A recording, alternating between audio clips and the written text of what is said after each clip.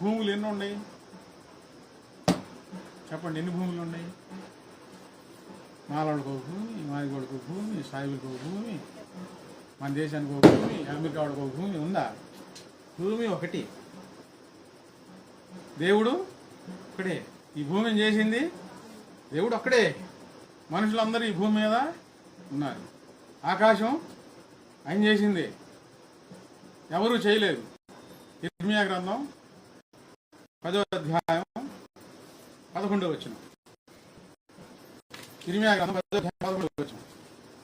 మీరు వారితో ఇలాగ చెప్పవలెను, మీరు వారితో ఇలాగూ చెప్పవలెను.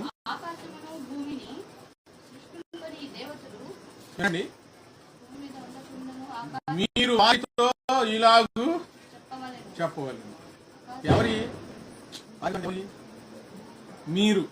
మీరంటే ఎవరు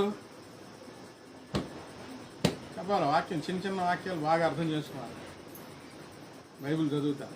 మీరు అంటే ఎవరు? దేవుని నమ్మిన మీరు. వారంటే ఎవరు? దేవుని నమ్మనోళ్ళు, సగం నమ్మినోళ్ళు.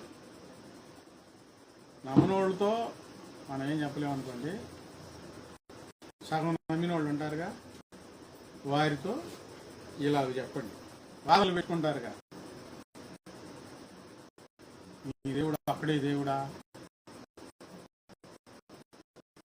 మేము పెడితే